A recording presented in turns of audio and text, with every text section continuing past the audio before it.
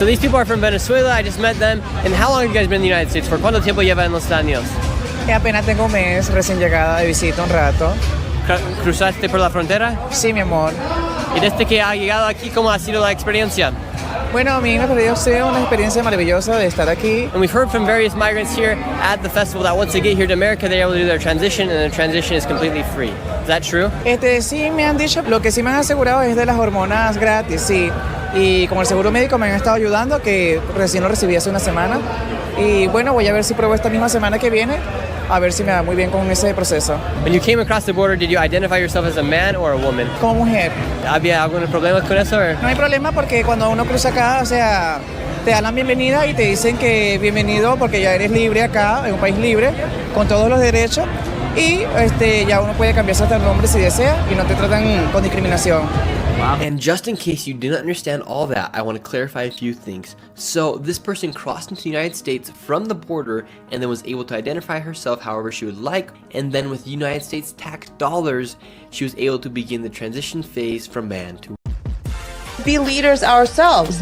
Black women are being used by the Democrat Party. All of these socioeconomic indicators are in the negative, particularly for Black people.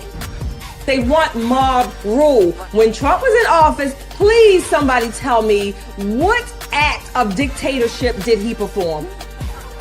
She has Donald Trump's hair on top of her head. And she's sitting here talking about brown girl this, brown girl that. Because she's a Black woman. They would ask her how to spell her first name and clap like sea monkeys. Oh, yeah. Whoa.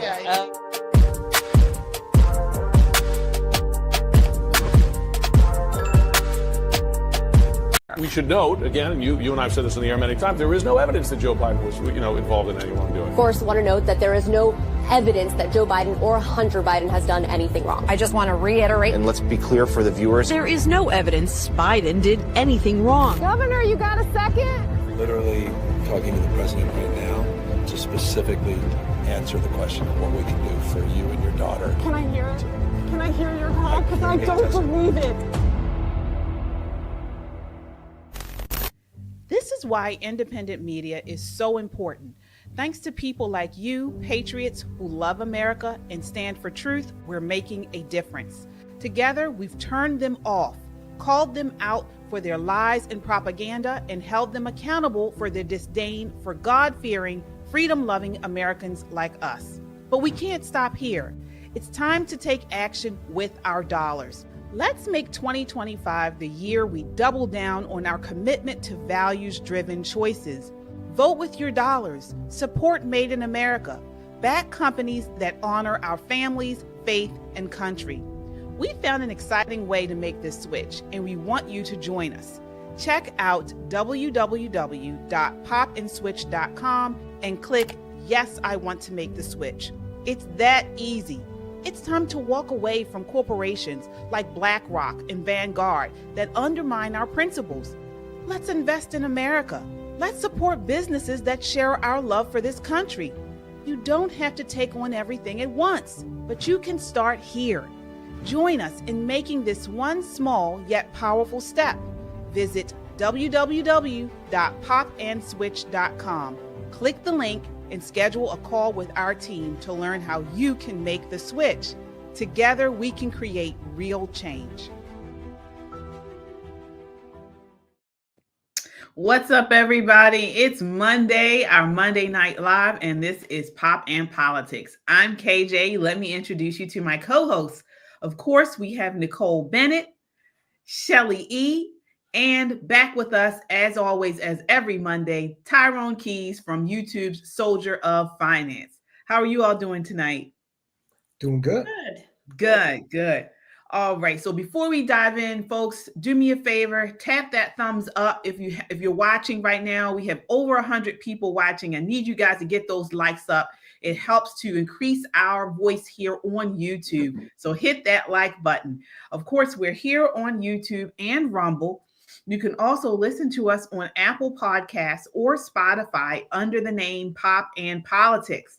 We love our chat. We shout out all of our super chats, so it's the best way to get your voice heard in the conversation and to show your love for conservative content. This is not just a podcast. This is a movement of God-fearing, truth-seeking, America-loving people that value freedom. Stand with us, subscribe so we can amplify this rallying call for freedom. All right, everybody, let's set it off. All right, so already see Kung Fu CJ in the chat tonight. He is part of our Freedom Seekers Club and says, hello, ladies. Kung Fu loves your work. We love you right back, Kung Fu. Hi. All right. And if you guys can see, Nicole is back. She's feeling much better tonight. So I see some people asking, talking about that. See how you love Nicole? They love you. They love you. Yes. So thank you for all your well wishes. Thank you for your well wishes. All right. So we got to get into that video that just played.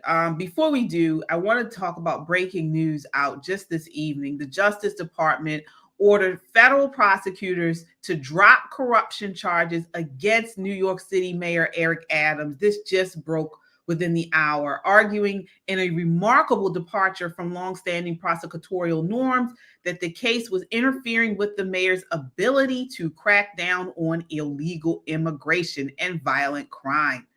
It's done. They dropped the charges. What do you guys think of this? I want to start with you, Nicole, on this. Woot woot. Yeah. So you know, there's so many things going on, and there's so many people kind of making big to-dos about nothing. I'm taking every single win that comes our way. Little wins, big wins, medium wins. This is the win. Put one in the column for the good guys. Yeah. Yeah. Shelley, what are your thoughts on this? It looks like Trump's DOJ dropped the charges. Was it trumped up all to begin? Oh, of course it was trumped up, but I'm going to say in their faces, the Trump cases were dropped, all of these rogue prosecutors, and now Mayor Adams. And again, Mayor Adams is a Democrat. To me, it's not about him being a Democrat or not. It's about what he is going to put forth, the policies he's going to enforce and put into play for the best chances of New Yorkers to have their city their city cleaned up and run well. That's all I care about. And I say yay, yay, yay. Yeah, Tyrone. So the acting attorney general, Emily Bove, called on prosecutors to immediately pause the prosecution, says that the order was not based on strength of the case, but rather because it had distracted Adams from devoting his full attention and resources to the illegal immigration and violent crime that has escalated under the policies of the prior administration, according to the AP. What are your thoughts? Well, we all know the history of it.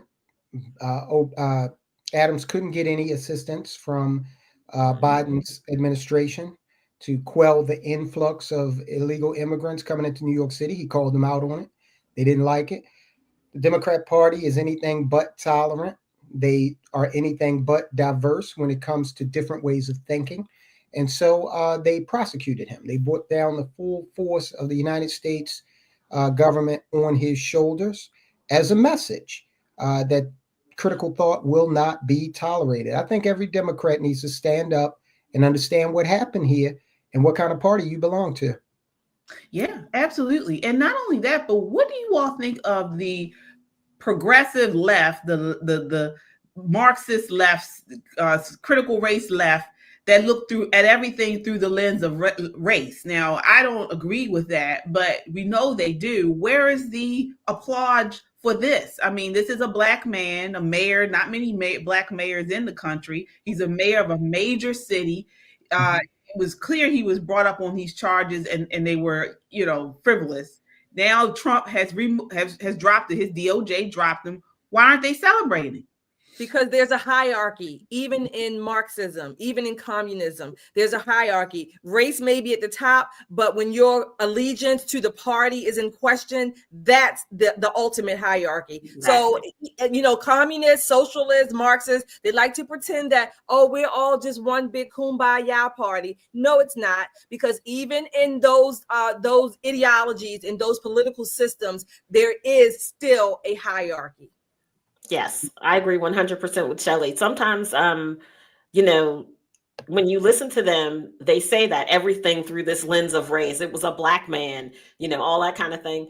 But even within their own ranks, You can be Black, you can be Chinese, like Linda Liu, or what's her name, Lindy Liu. We're learning more and more about her and how much money she raised for the party, and how, and she was a darling of the party. But one, she's not Black. They're watching that. And two, she broke party ranks. She had every right to complain, but complaining outside of the party was an issue. And this is the same thing with Mayor Adams. If he would have never been seen as cozying up to Trump, I think they would have dropped the charges a lot earlier.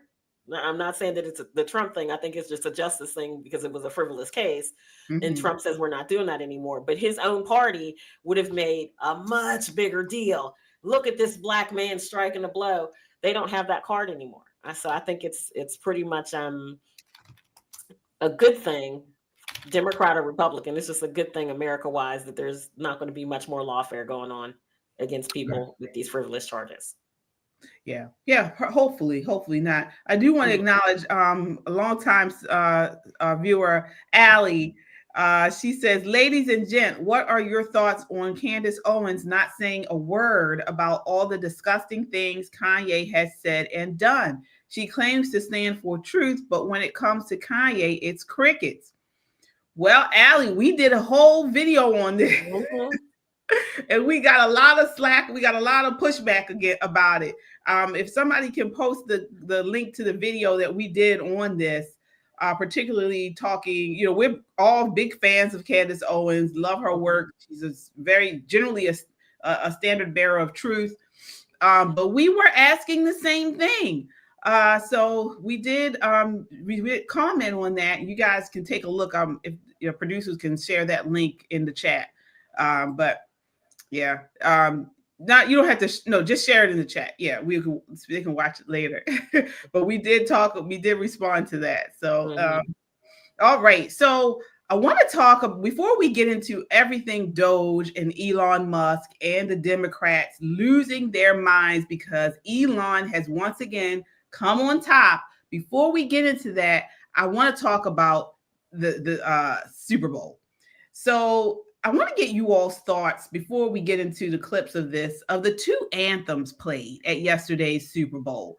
So, of course, they played the national anthem. And then they also sang, I forget the gentleman's name that sang the national anthem. And then Lettucey sang what they're calling the Black national anthem. So, Shelley, do you feel like, do you think there should be only one played, or do you think it's not a big deal? Because a lot of people on the right made a big deal about them playing two national anthems. Look, I think I've said before, I don't think that, I know there is not a reason to have or necessary to have two. There's one country, we have one anthem.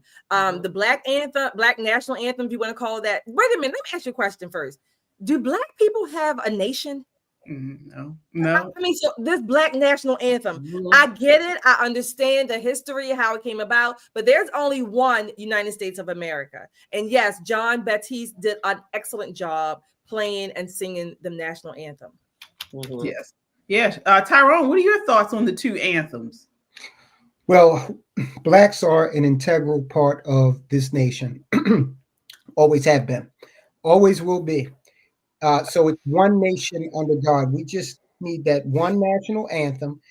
It always amazes me how we seek to separate ourselves. Yes. It just baffles me. And then, guys, honestly, I haven't watched the Super Bowl since 1996. I would challenge, and I've been doing this to people who, have the other view, and they advocate for the singing of Lift Every Voice. I say to them, hey, do you know the lyrics? Why don't you sing it for me? Let me know how committed you are to this song. You don't even know what the lyrics say. You can't even get past like the Lift Every Voice and sing. Right. So it's not like anybody's terribly committed to it in the Black community. It's just, to me, a way to continue to remind Black people, oh, you're separate, you're different, you need special treatment. Let me pat you on your head and give you a little special song. I disagree with it. Yeah, what are your thoughts on this, Nicole? I think it's an interesting thing. I went to an HBCU, and so we spent a lot of time with Lift Every Voice at Lyceum and speaking engagements and that kind of thing. There's a place for it in our history. There's a place for it at cultural events, but definitely not a separate national anthem. Most people don't even listen to the words, right?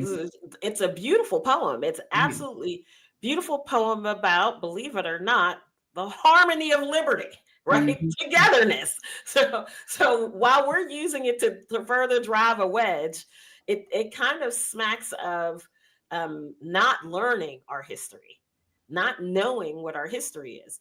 There are lots of songs that speak to the Black experience. There are lots of songs that hearken feelings and that kind of thing. I don't think that this has place on the national stage. I just really don't. We are one nation under God, and we need to stand on that, not only for our own sake, but for the sake of our great nation. We cannot be a house divided. It will not work. So those who continue to seek to divide us say, oh, well, it's just a song.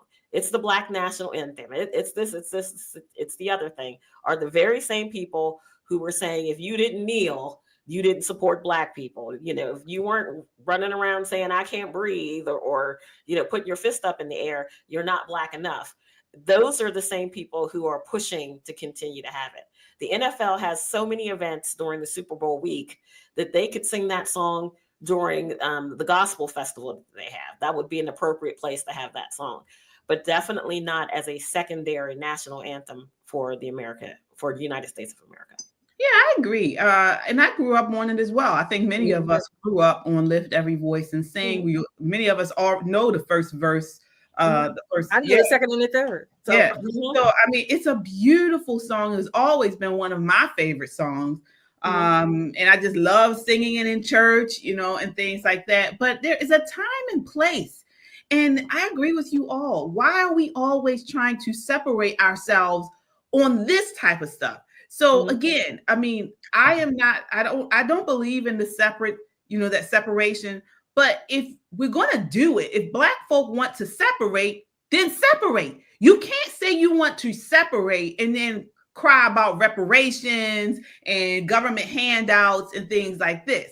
If Black people want, their own carving out in here in America, if they want to go back to segregation and things like that, that's their right. That is anyone's right. Honestly, it's not. I don't think it's good for the country, but it is anyone's right. But that means separate. Nothing, not all this reparations, not all this government handouts. Do it on your own. Do it on your own. And that's what I don't get. People don't do it on their own. The Amish do. The Amish, they separate and they do it on their own. Yeah. So, I mean, I don't agree with it. I really don't. I think we're stronger. Like, as you mentioned, Nicole, if we all come together, and I don't agree this was good to have two separate anthems at the Super Bowl. This is a time when everyone comes together and around the big game of the nation of the year. But, if you're going to do it, do it. So. Right. Or also look at it like this. Make it a point of distinction. There are cultures in this country that have distinguished themselves for something very productive. Nigerian immigrants, for example, they are the highest educated demographic in this country. Indian Americans from the continent of Asia, they control the motel industry. These are distinctions in their culture, in their subcultures, because they are Americans, that distinguish them positively. And I think that's what, if you want to separate yourself by positive distinction, okay, yeah, I can get with that. But just to constantly whine and cry about the government ain't doing enough for me, and then you want to separate yourself, those two things don't coincide. Yeah, absolutely. And so moving forward to more again on this Super Bowl was the halftime show. So everyone was talking about this halftime show featuring Kendrick Lamar.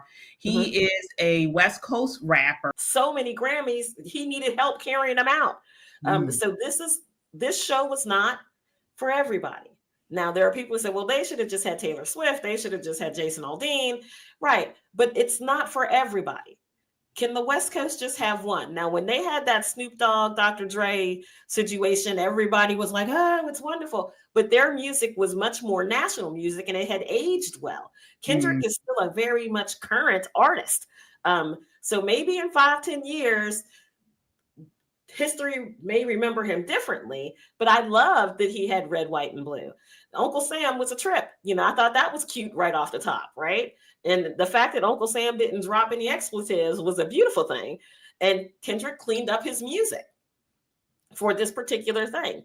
There are some subtleties that are going to go missed by people who don't listen to this particular genre. You know, people have asked a lot about why does he have a lowercase a around his neck?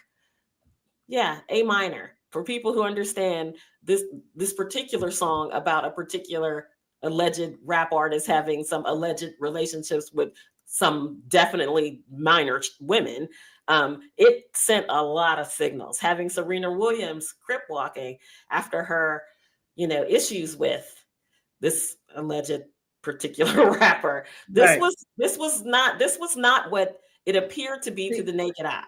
For people who didn't know, it was absolute fire. But everybody else, wait your turn. I mean, how many country performances have we sat through that was just party time for us? You know, everybody has their moment. This wasn't for everybody, but the people who rock with K-Dot really enjoyed it. Well, The View had their comments about it, of course. Shelley, I want to get your thoughts on this clip. This is clip 4. But listen, I think today Donald Trump is going to sign an executive order banning black people from halftime. Because you remember last week we were talking about whether the NFL was capitulating to Trump by removing the term "end racism" from the end zone. Yeah. Boy, did they not capitulate to Trump. When I saw Samuel L. Jackson dressed as a black Uncle Sam introducing Kendrick Lamar, who then had like an entire formation of all black people making a U.S. flag. Listen, this much I know. All the black people on my feed were like, ooh, this is blackity black black. And all the racists who somehow get in, man, were they hopping mad. So if the racists are mad, I am happy as a clam.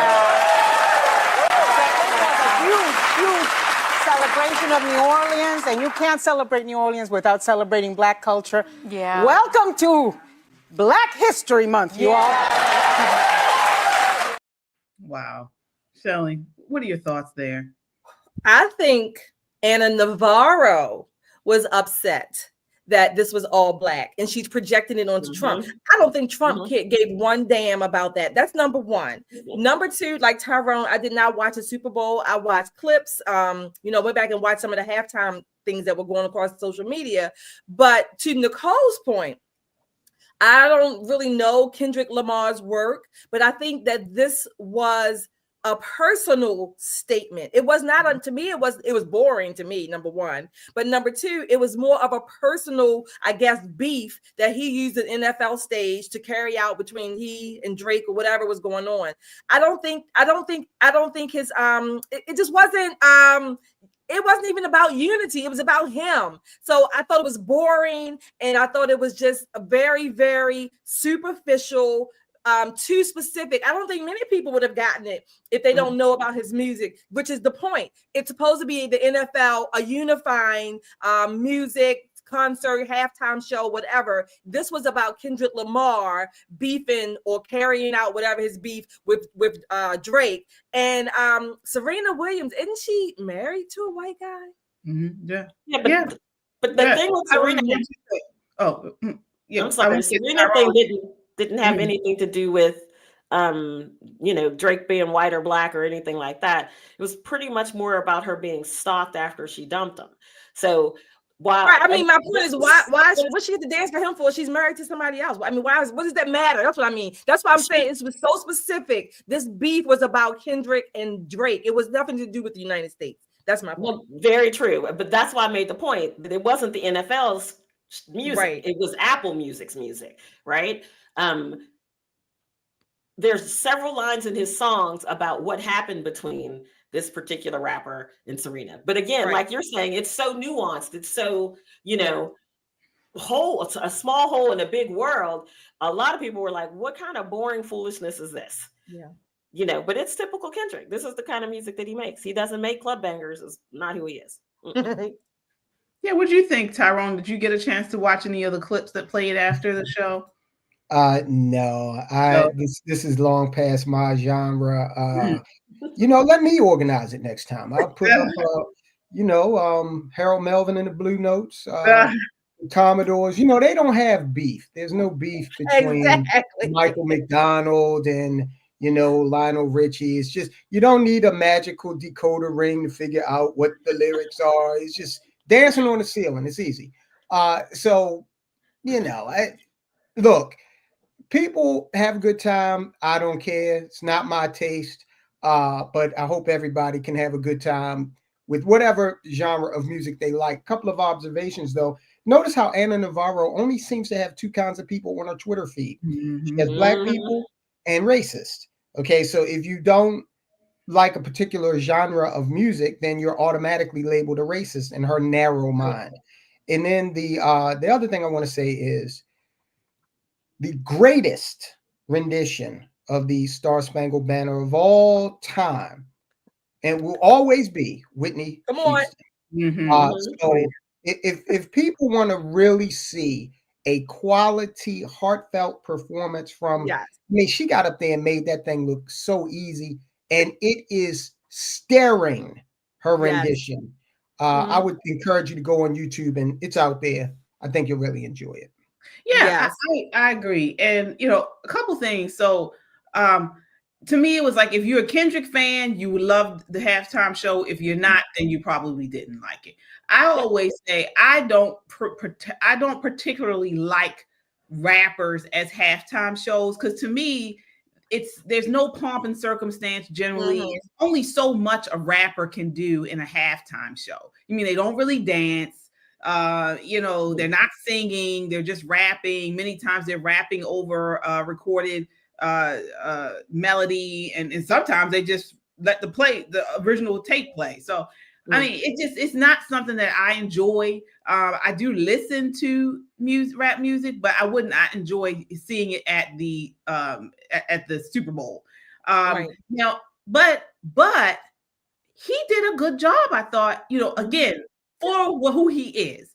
I thought that it was no profanity.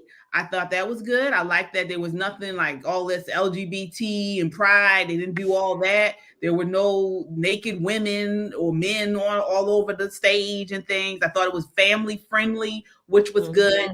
And to those who don't understand, the whole idea behind "They're Not Like Us," he is talking about Drake, who is Canadian, and he's saying they're not like us. It was a beef that they had with one another. But that's what he's saying. So having the flag there and, saying they're not, that was more of a pro-American concept, So I just don't understand the people that were out here today saying it was anti-American and all that. I mean, I don't understand that part. I think I just thought it was boring. I don't think it was anti-American. I thought it was boring. Yeah, I think people are so used to seeing scantily clad, people gyrating all over the place. It does fall flat when you don't have a half-naked J-Lo, flapping her cakes all over the stage, or Beyonce throwing a 36-inch weave from left or right. It does change the way that you see entertainment, right? What we're used to when we see Super Bowl halftime shows, whether or not we like the music, regardless, they could have had like a bunch of country people, whatever. It's usually visually stunning, right? It's usually something so visual that it kind of catches your eye. This was so understated. And the camera angles were horrible. Unless you were somebody who's a gamer, who kind of, when they showed the aerial view of it, it was a controller, right? It was a controller. But unless you're a gamer, you would not have got that. You would have been like, why are there a white X and a red X and a blue triangle? It just did not make sense. So I think it was way too nuanced for a crowd of the size of the Super Bowl. They could have went with somebody who's a little bit more mainstream, kind of poppy, and would have gotten better results. Or Kendrick could have brought in, scantily clad people to gyrate all over the stage, and people would have been like, I don't know what he said, but I really like that show. Because we got a super chat here. M. Viz Wiley says calling someone a pedo isn't family friendly. So I mean, he didn't actually say that, did he? In the song? No, I don't think he said it. I get what you're saying, M. Viz. But back to Ana Navarro, I think what she said was disgusting. The View just sinks lower and lower and lower every chance they get.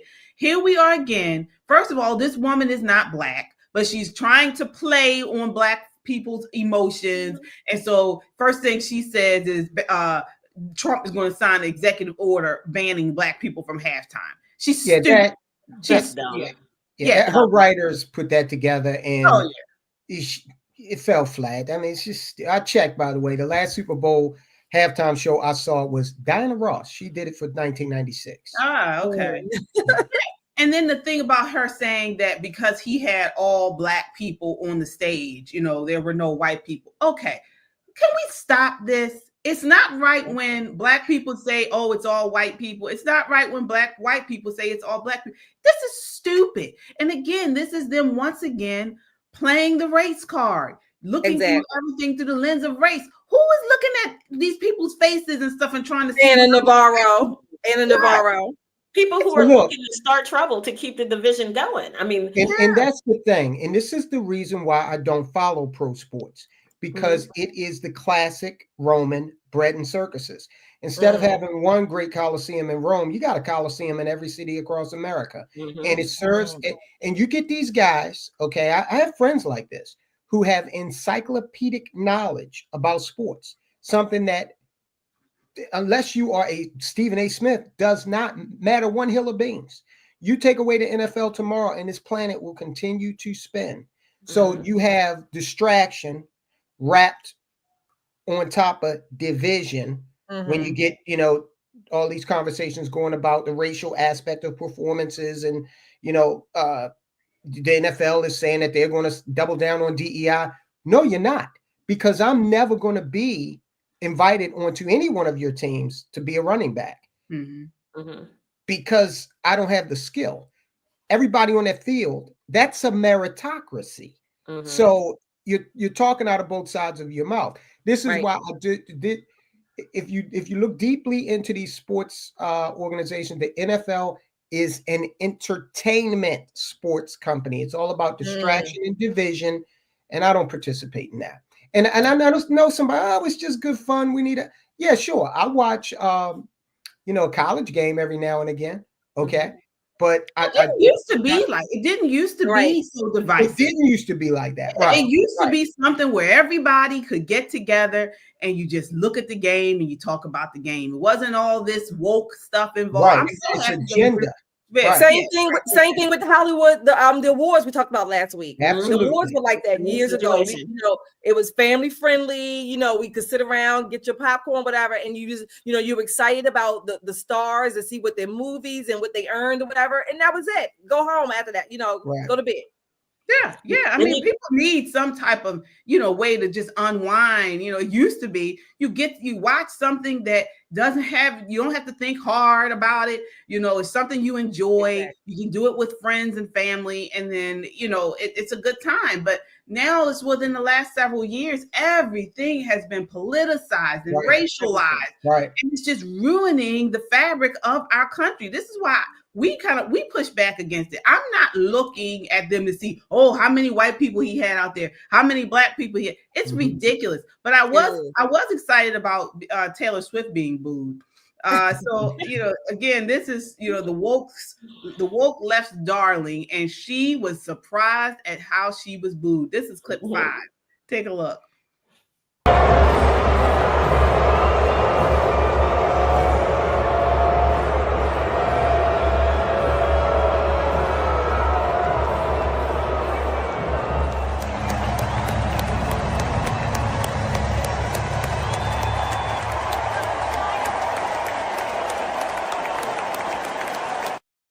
Wow. So those were 2 separate clips. The first was one where the screen panned to Taylor Swift and she was booed. She was so surprised. And then the second one was of Trump, and he was, he was being celebrated. So soldiers of finance, why do you think that occurred? Well, a lot of fatigue around Taylor Swift. She was out there last Super Bowl. I don't know if celebrities understand the concept of overexposure anymore. Mm-hmm. They used to, but I don't think a lot of them understand that anymore.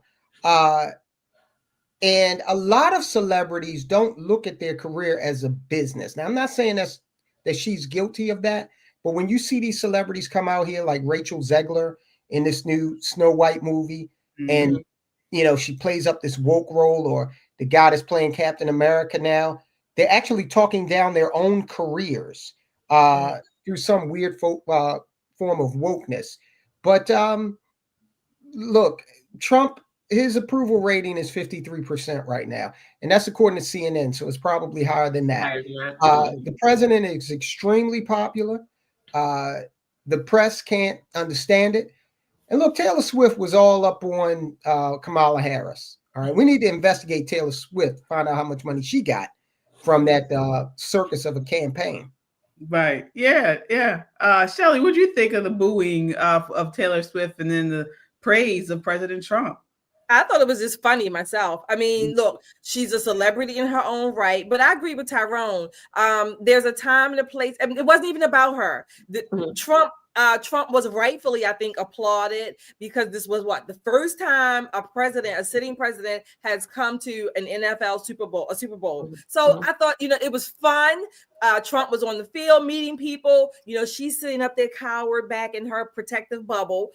Whatever. I mean, whether she was booed or not, I thought it was just funny overall. But I was glad to see that the audience and the players, the people on the field, they welcome and they really enjoyed, seemingly, from what I saw, President Trump being there. Mm-hmm. Yeah. What do you think about it, Nicole? I agree with both Tyrone and Shelley, mostly because she is definitely oversaturated. Mm-hmm. I mean, at this point, anytime you turn on anything that has to do with the Kansas City Chiefs, more so than Patrick Mahomes, there's pictures of Taylor ain't never touched the ball, Swift. Do you know what I mean? So it gets to a point. It was like Mariah Carey when she was dating Derek Jeter on the Yankees. It got to the point where people were booing him because they played her music every time he came up to bat. So I know why they show the quote unquote famous girlfriends when Kim Kardashian was chasing after the guy, forget his name, Eddie something, I guess. Oh yeah, I remember. What was his name? I know who you're talking about. Yeah, the guy who had his Heisman taken. The basketball player, right? No. This was football. This is. Oh, okay. She did it all. Like she's been in everybody. Go through all her athletic, conquests, but it's the same situation when it stops being about the athlete that the woman is there to support and becomes more about her. There is some fan pushback, but I think it had a lot to do with her stepping into politics. And I think people were like, boo hiss, you picked the wrong team. We don't like the person that you stood for, and maybe some of the things that you said when you were standing with her. But I liked her reaction was like, they can't possibly be booing me. Where are all the Swifties? Well, the Swifties don't watch football. They're at home trying to figure something else out. But it was an interesting thing with Donald Trump. I love that America is coming around to the idea that it's okay to love America and to respect your president. I think it's a beautiful thing. Yeah, and Taylor Swift has gotten some really bad press as of late. I mean, she's enthralled in that It Ends With Us movie with the big division between Blake Lively and Justin Baldoni. They have a huge lawsuit. Her name is entangled in all of that, and she is being looked at as a bully in that situation. So she hasn't really gotten very good press lately. Actually, Candace Owens has been really talking about that whole issue about It Ends With Us and how Taylor Swift is a nasty human being. That's what they're saying. Now, yeah, she's a nasty person. So that could have been some of it too, because it's coming out that she's a bully. So Gary, thank you so much for the super chat. Says, let me see here. Hope everyone is doing well. Thank you, Gary. Much Thank better, you. Gary. Mhm. Yes, and we appreciate all of the super chats, folks. That's the best way to get your voice heard in the conversation, the super chats, and it does help us to continue to push out conservative content. Also, don't forget to hit that like button. Hit the like button. That helps to push our voice up here on YouTube, and subscribe. If you haven't done so already, please subscribe. All right. So now is sort of like the meat and potatoes of the night. I want to talk about DOGE. Before we actually get into that, breaking news. So the GOP-controlled Senate just voted to advance Tulsi Gabbard's nomination to President Trump's as President Trump's Director of National Intelligence. So it's a party line vote, 52-46, with all Republicans present voting in favor of Gabbard. So it looks like she's crossed all the main hurdles, and she's going to go clear into it. What are your thoughts there, Shelley? Congratulations. Great. So far, all of his nominees have gone through, and I think they all will. I'm glad that the Senate has advanced this. Look, I'm ready for DOGE and anybody else to keep coming through. I have a new acronym for DOGE. Death of government expenditures. That's good. That's good. Death of government expenditures. So I'm looking forward, putting Tulsi's in place. Great. Pam Bondi. We have Kristi Noem, Homan. I heard Homan today. Homan is on the war path, and he is not joking. So I'm ready for it. I hope they're all confirmed even sooner. I'm looking for them all to be confirmed by the end of this month. I don't know if that's a good timeline, but that's just my preference. So congratulations. Let's keep this ball going. Yeah. Soldiers of Finance, I know you were a big advocate of Tulsi Gabbard. What are your thoughts on her being, it looks like her confirmation is going to sail through? I think it's great. Just like Pete Hegseth, you've got folk that were in the trenches, and also she was a congresswoman. I also feel that she was done so wrongly by the Biden administration. This woman has done more for America selflessly than Biden could ever have dreamed of doing, yet he put her on a watch list. This guy put her on a terrorist watch list. 6 people getting on every airplane that she's getting on. Okay. So I'm happy that she's going to go forward. And look, I think the rest of them will sail through, and it's because of no senator in his or her right mind, Republican, wants to oppose the president with such a high approval rating. Right. Yeah. Yeah. Nicole, what do you think about this? You happy that she looks like she's going to be confirmed? Oh, absolutely. I think one of the things that's happening is anytime there looks like there's going to be a break in the ranks, they're being summoned to Mar-a-Lago, foot to ass, back to your positions. Let's go. Everybody has a vested interest in this agenda going full bore. But in order to do that, he needs all of his chess pieces on the board. And so if they allow the Democrats to use parliamentary procedure to kind of block things, we can't allow that. There's no Mr. Nice Guy. There's no time for Speaker Johnson out here, Speaker Johnsoning. We need people to be focused and about their business. Let's get everybody in place. Just look at what has happened since Pete Hegseth gotten into place. I saw a meme, a reel yesterday of a young Black man in his BDUs, and he's talking about how much he loves this nation. God bless you, honey. Thank you. Who don't love this nation. I don't understand why you're here. And he couldn't have been any older than 25. I mean, the level of morale is higher than it's ever been. Recruiting is higher than it's ever been. Yeah. It's sweeping this nation. Pam Bondi, out here doing her Pam thing, telling folk what it is. This is not the time for you to be cutting up with me, because it's nothing but time and opportunity, baby. Time and opportunity. So we're looking at truly the golden age of America, but we need all the pieces together to push some of these harder portions of the agenda. Birthright citizenship. All of those things are going to take a heavy push. So we don't have time for anybody feeling some kind of way because they don't like Tulsi. Right. Let me say one more thing about Tulsi Gabbard. We're having this national conversation about DEI. Now, Tulsi Gabbard is the antithesis of that. She is beyond capable. Okay, she has distinguished herself militarily. She's distinguished herself as a congresswoman and as a presidential candidate as well. Mm-hmm. And I tell you, for my money, I would have no problem falling in line behind Tulsi Gabbard in any of those roles that she's shown a great aptitude at. Yeah, absolutely. Breaking news out of, this Monday is breaking news, a lot of breaking news. A story developing: at least one person was killed and 4 injured after a jet veered off the runway at Scottsdale Airport and crashed into another jet. The plane is reportedly owned by Motley Crue singer Vince Neil. Another FAA incident. So I don't know, what's going on there. But yeah, so what I want to ask you all, though, and I know, on the right, we don't like to talk about this, but is it okay that President Trump is doing all this through executive order? Is he actually increasing the power of the executive? And is that something we want in our republic?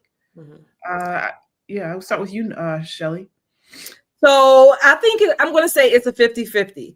I am not a fan of everything being, I guess, quote unquote, legislated or mandated by executive orders. However, just like the pardon, it's within their purview to do so. And I've said it many times in other instances. I'm going to say it here. The pardon, the executive order, and any other institution, part of it can be abused. Okay. President Trump notwithstanding. That's number one. Number two, I've said many times before as well, most of the problems, if you will, if you want to call them that, are because we have a lame Congress. Congress does not do what it's supposed to do. Congress is not passing the laws. Congress could have stopped this border or illegal immigration decades ago. Okay. Congress has not done its job. That's where the power really lies. What President Trump is going to do within his purview, again, I may not agree with everything he does, but I am certainly, if this is what it takes to get the ball rolling, particularly as it relates to illegal immigration, government spending, those are within his purview to do so. Protect and defend the United States of America, against enemies, foreign and domestic. Protect and defend. But again, Congress has the power, and our Congress has largely been lame. So this is where we need to push as well. Yeah, I've been happy with all of the executive orders. Nobody, you guys know I was pushing for Biden to be what do you call it? Not pardoned, but impeached, right? I was pushing for Biden to be impeached because I believe he failed to protect our border, and that is an impeachable offense. But I'm just thinking about, if they get in on the other side, the Democrats, and they're able to do this, I won't be so happy. So, I'm just kind of wondering, is this going to turn around and bite us in the butt? Nicole, what do you think there? Well, it bit us in the butt, and that's how we got here, and requiring more executive orders to undo it. However, having the executive order in place is a wonderful thing. Having a Speaker of the House that's strong enough to push legislation that shores up those executive orders is what should happen next, right? Yeah. So when I was saying get all the pieces in order, get all your men on the chessboard, and then you can say this is the strategy. We're going to move this way, that way. But what's going to happen is these people who, in the House especially, where they are heavy on personality and light on work ethic, heavy on personality. Everybody wants them big eyelash moments, white boy tears, and nobody's putting the work in. Everybody's doing the hits on Fox and One America. We need to get back to work. To shore up the things that he's done by executive order, to make it legislation, to make it law, so that if and when we do lose, knock wood for maybe another, at least 12 years, we don't have to worry about the undoing of the things that we've done to shore up the nation. But it's going to take strong leadership. Yeah, Tyrone, sources of finance. Do you think we're going to be able to get legislation passed to shore up these executive orders so we won't have to worry about them being undone, God forbid, if a Democrat gets into office? Yeah, I think we will be. I think the impetus behind the executive orders is just expediency to straighten these things out very quickly. And then phase two will look more like the legislative process. And you have mentioned, do we agree with the president displaying or absorbing so much power? That's exactly what he's supposed to do. Each branch is supposed to vie for power. And I was a big advocate during the Obama administration. People would say, oh, Obama's taking too much power. Well, that's the fault of the Congress if they can't reassert themselves and reabsorb some of their authority. There is a set amount of power. And these three co-equal branches, if they're doing, they're representing themselves. So I think in this instance, we're going to have a Congress that's less assertive, but that's good because the executive can then direct them. So that'll work out in this case, but we've also got to make sure that we are able to continue this in 2026 and keep both houses of Congress. Right. Yeah. Well, you all know if it wasn't for the fact that I was married and Elon Musk was single, I'd shoot my shot. Elon Musk has I love him for DOGE. He is uncovering all kinds of stuff. And I'm joking. Okay, you guys, I'm joking. But but really, he has uncovered so much waste, so much fraud that we all should be super excited about what he's doing as taxpayers, as hardworking Americans. This is clip one. Take a look at this. So, disaster relief, this is a falsehood. Disaster relief funds used on immigrants illegally in the U.S. The fact is, no money is being diverted from response needs. That's the fact. Okay. So we know that came out to be untrue. So today, Elon Musk, through DOGE, just basically said that this stuff was being diverted from FEMA to house these illegal aliens. And we saw at the opening of the show how that illegal alien, she had her trans procedure paid for by the US of A.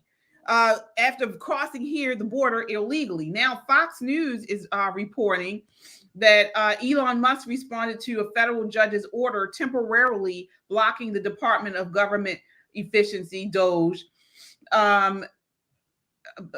access to sensitive Treasury Department data with a blitz of ex posts alleging shocking levels of potential fraud.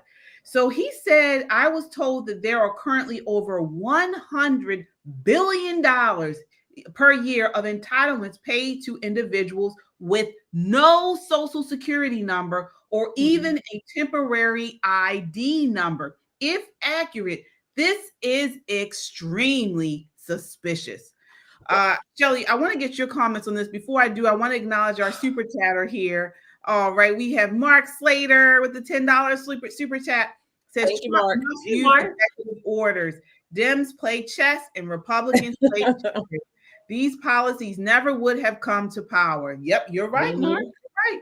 Tijuana Border Jumper says, good evening. Late, but we'll watch replay. Always here to support. Thank you so much, Tijuana.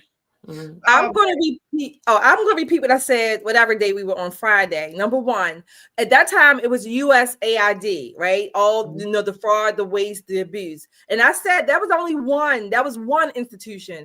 I contend that across the board, every government federal institution, the waste and the fraud and the abuse are probably some of the biggest expenses. Yeah. Or the biggest categories. Open the books. I'm going to keep saying that. Open the books. Every institution needs to be shook down, if that's what you want to call it. We need to know where our money is going and has gone. This is just another institution with the Treasury Department. We have many more to go through. The Department of Education, the money, our taxpayer money, it gets, I'm going to say, recycled or whatever, and it never gets to where it's supposed to go, number one. And then where it goes is many places that none of us would support anyway. Right, right. Nicole, what do you think about these revelations that they're uncovering $100 billion a year of entitlements, and some of these people don't have no social security numbers? It's not even a way to try to find out where this stuff is going, is there? Well, he's given them something very simple, and as someone who runs a business, before I write a check, I have an invoice, and that invoice tells me, what that payment goes to. Our Treasury doesn't even do that. Well, they didn't, but now they do. So basic accounting has to be input. But I think, KJ, my bigger question is, what are they going to do on April 15th for people like me who are supposed to write them a check? Because every year you got to write these bums a check.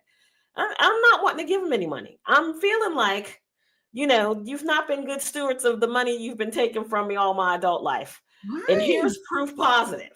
It's going to be hard to collect money from the American taxpayer, knowing doggone well that you're funding sex changes in Guatemala, LGBT comic books in other countries, and, do lab rats prefer liquid weed or smoky weed? I mean, like all of this foolishness that our money has been going to, we always knew there was a little bit of pork, right? John Stossel used to do that show where he would show a little bit of pork.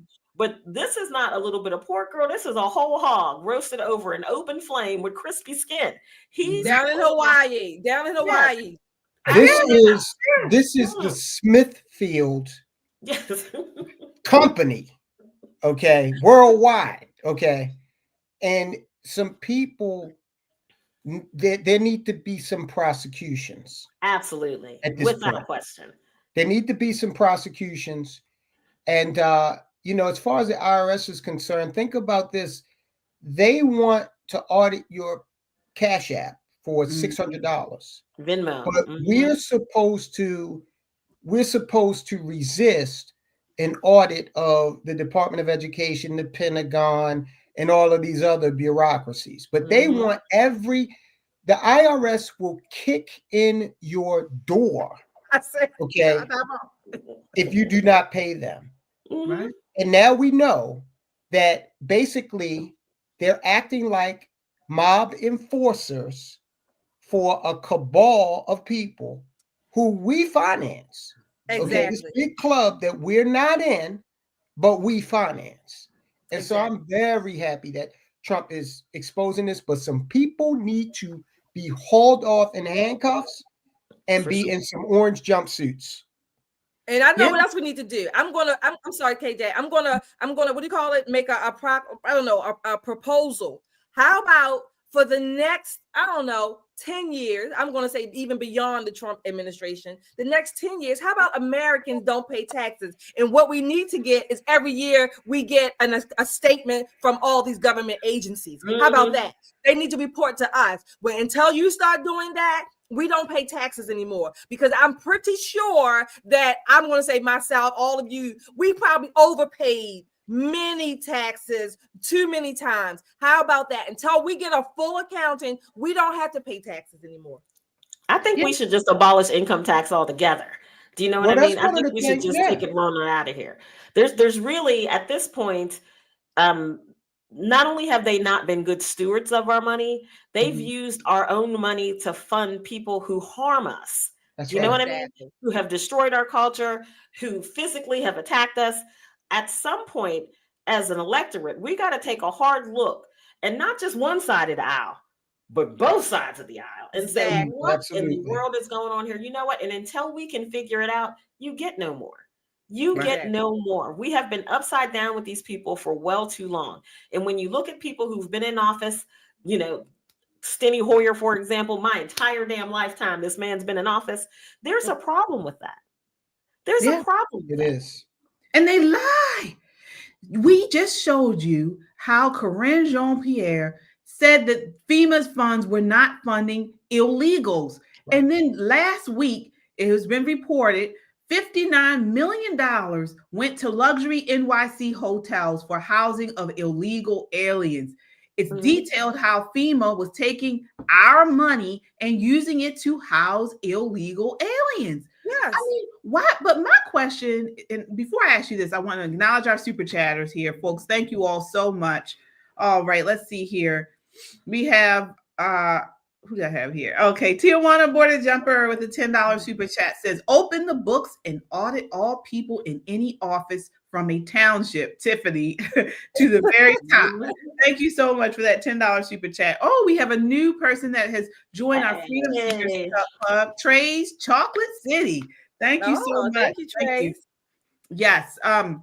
So yeah, what I want to ask you all is, we see that this is a good thing. We see that this is a good thing that we are uncovering this. This is being exposed because, once again, this is our hard-earned money. But how does the left, how do Democrats have a leg to stand on? How are they pushing back against this, and there's not more uproar about it? This is their dilemma.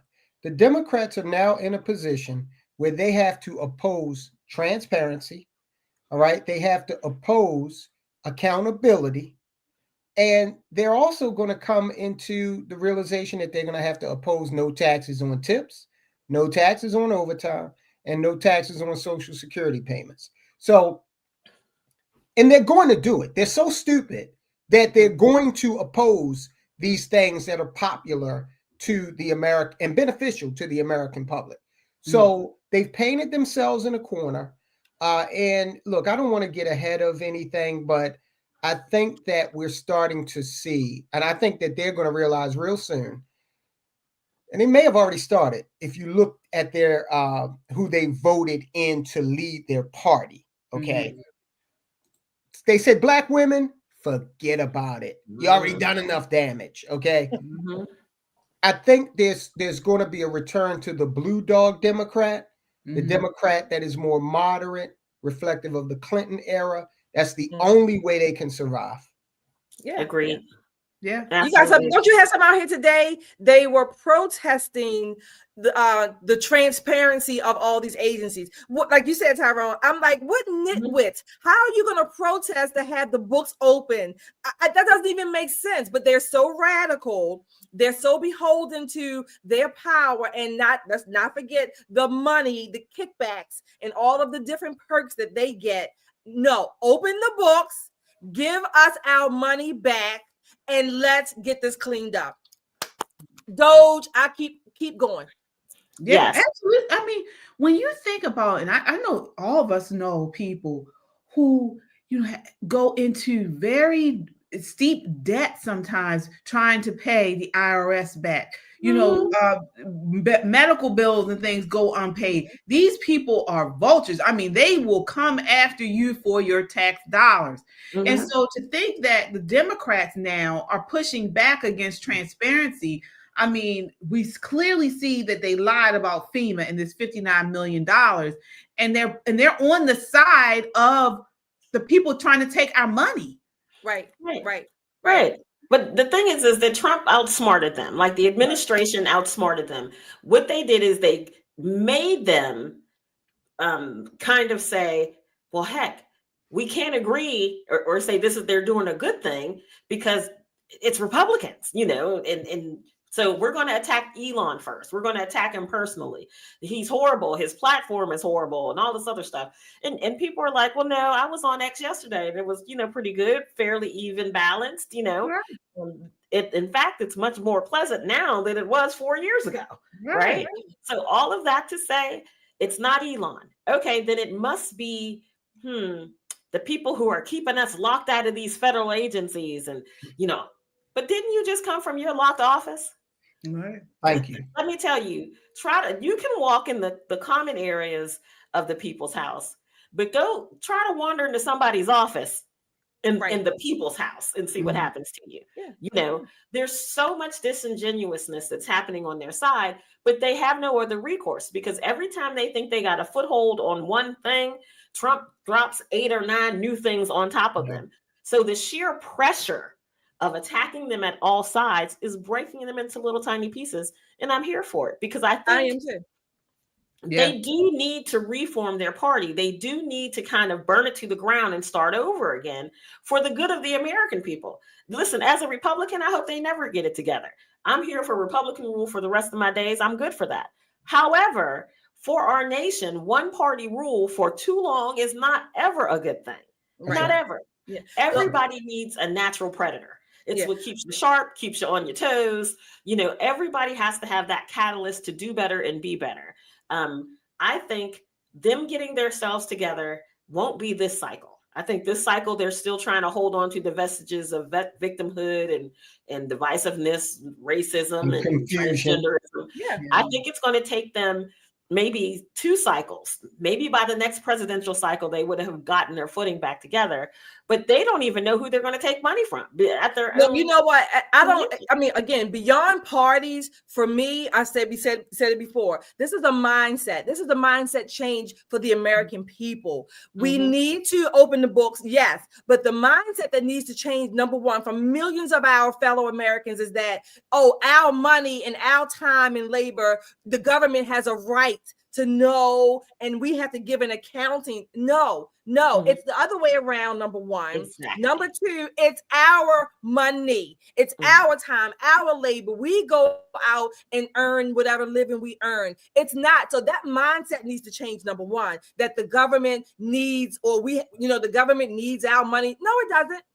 The government has a limited function, limited roles, and that's where they need to operate. The rest, we can pay for the police and law enforcement, things like that. But the rest of it, when they have all of this money and all of these excesses, they use it against us, against we, the people. So with me, beyond Trump, beyond whatever Democrat may get back into office, this is a cultural, I'm going to keep saying this too, it's a cultural mind change that needs to happen.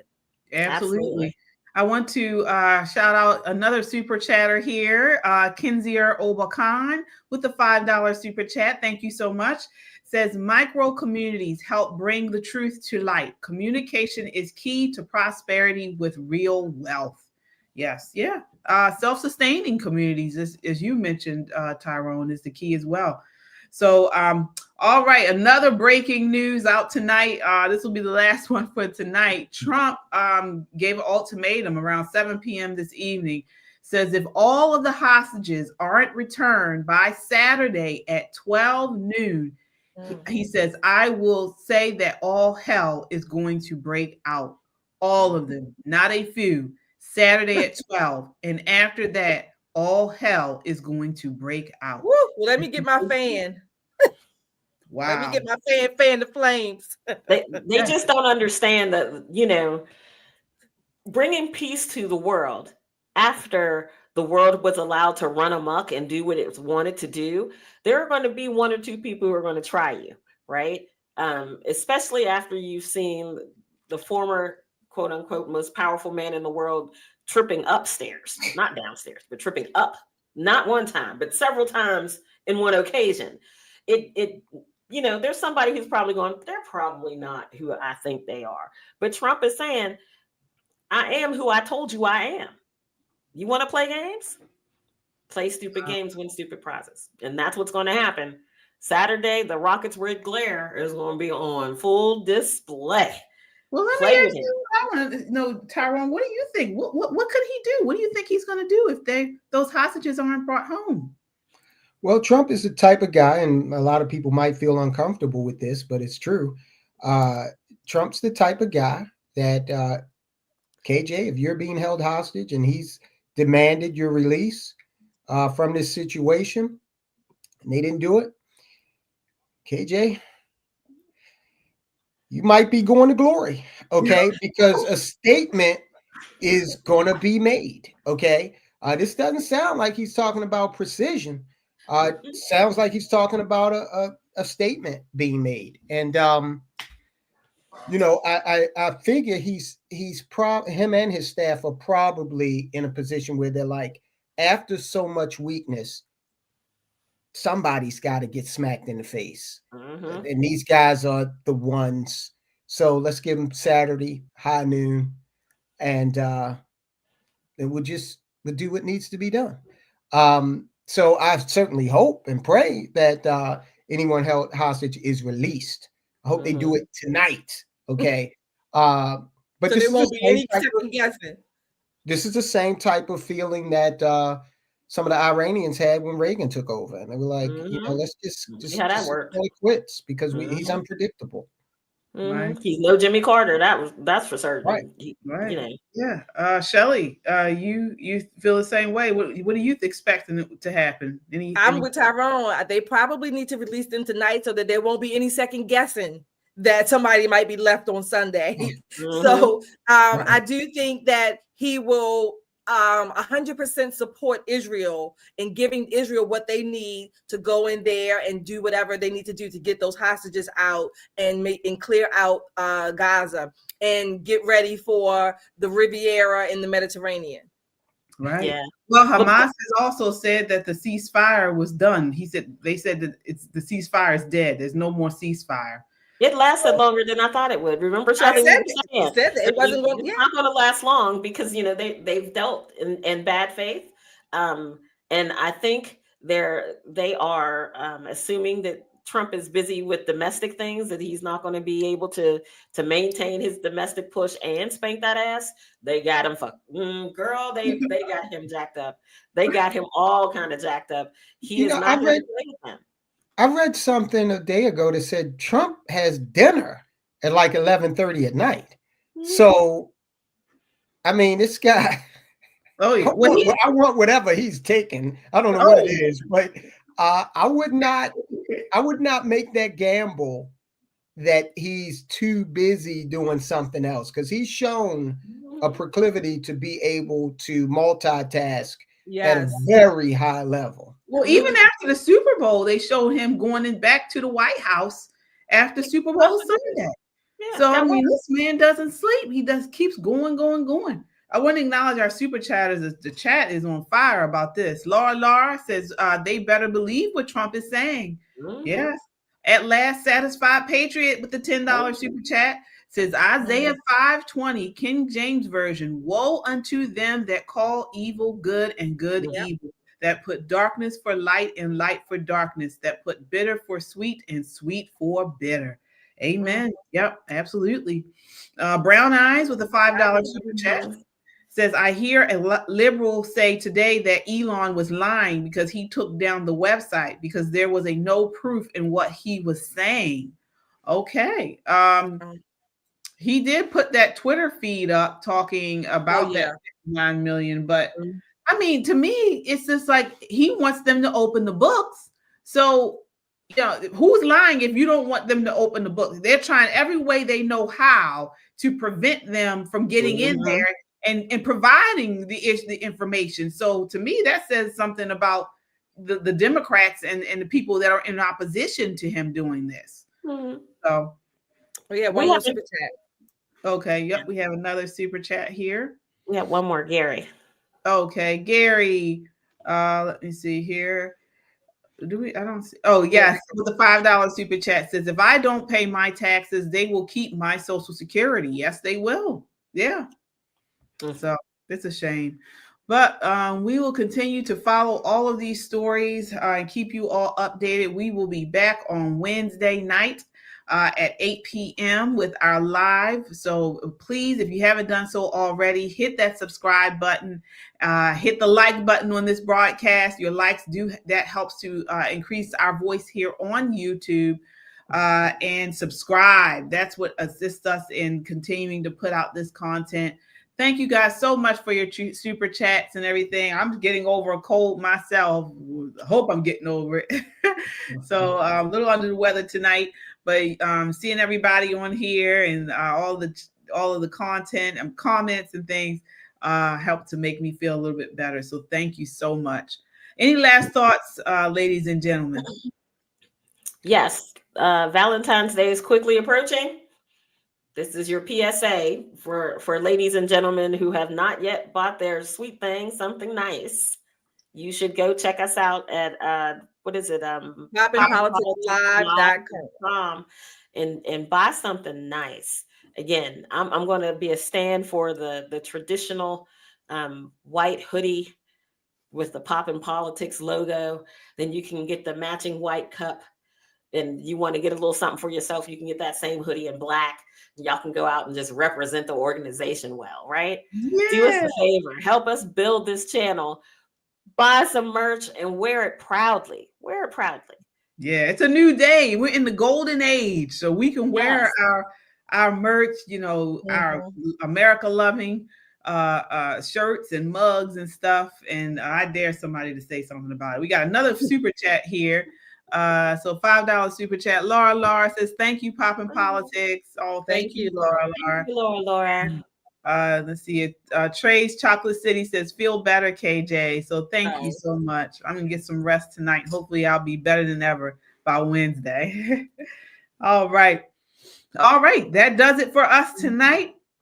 Thank you all so much for watching. Until next time, count your blessings and live a life of purpose. Good night. Good night, everybody.